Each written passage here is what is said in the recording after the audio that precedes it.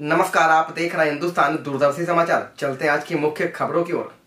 दादा जी, आपने press conference बुलाई है, क्या मुद्दा है, क्या मांगे? वर्ष 2025 का बार एसोसिएशन उन्नाव का वार्षिक चुनाव होना है।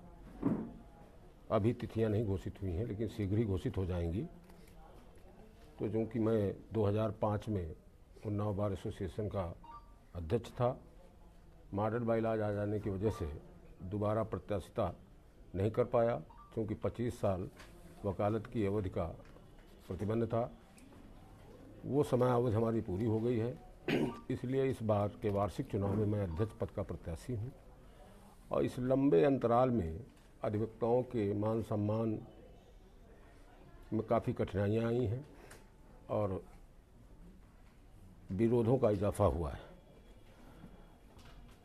अब चूँकि ऐसी दशा में पुनः एक बार हम अध्यक्ष पद के प्रत्याशी हैं और अगर मैं चुनाव जीता तो हमारे कुछ अपने सपने हैं जिनको पूरा करने का प्रयास मैं करूंगा, जैसे एडवोकेट प्रोटेक्शन एक्ट लागू कराना, आम वकीलों को आयुष्मान कार्ड व उनके बीमा की व्यवस्था करना, और जो केंद्र व प्रदेश सरकार से संचालित योजनाएं हैं जो भी अधिवक्ताओं को मिल सकती हैं उनको भी लाने का प्रयास करेंगे।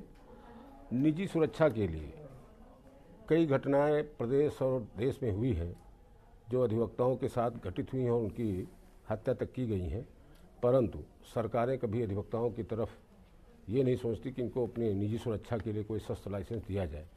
तो उस पर भी एक व्यापक कार्यक्रम बना करके प्रयास करूंगा कि जनरल आदेश हो और हर अधिवक्ता को अपने निजी सुरक्षा के लिए शस्त्र लाइसेंस जारी हो। और युवा अधिवक्ता जो हमारे आते हैं उनको कोई भी स्टाइपेंड नहीं मिलता है।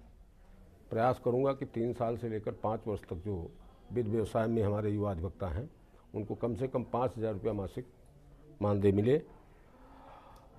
एक नया बखेड़ा खड़ा कर दिया कुछ अराजक तत्वों ने, जो रामलीला मैदान वकीलों वाला है, उसका आधिपत्य वकीलों का रहा है, बार एसोसिएशन उन्नाव का रहा है। उस पर कुछ लोगों ने, राजनीतिक लोग पर्दे के पीछे काम कर रहे हैं कि यह ज़मीन किसी तरह से बार एसोसिएशन से छीनकर बाहर की जाए और उसमें मनमाने ढंग से अपना वो काम कर सके। रामलीला भूमि की लड़ाई बिल्कुल तन मन धन से मैं लड़ूंगा और निसंदेह मुझे भरोसा है और विश्वास है कि हम उसमें कामयाब होंगे। और आम अधिवक्ताओं के लिए वहाँ पर शीघ्र ही एक गेस्ट हाउस का निर्माण कराऊंगा, जिस पर अधिवक्ताओं के घरों में पारिवारिक मांगलिक कार्यक्रमों में निःशुल्क उनको आवंटित कराऊंगा। और रामलीला के समय 10 दिन की रामलीला होती है तो 15 दिन के लिए उस गेस्ट हाउस को पुनः खाली कराया जाएगा, जिस पर हम लोगों का रामलीला का मंचन किया जा सके।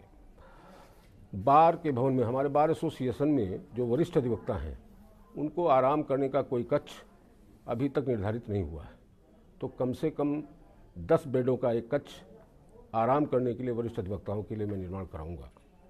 और बार भवन में जब मैं यहाँ प्रैक्टिस में आया था तो एक कैंटीन हुआ करती थी, जिसमें हम लोगों को खाने की भी व्यवस्था थी, चाय पानी की व्यवस्था थी।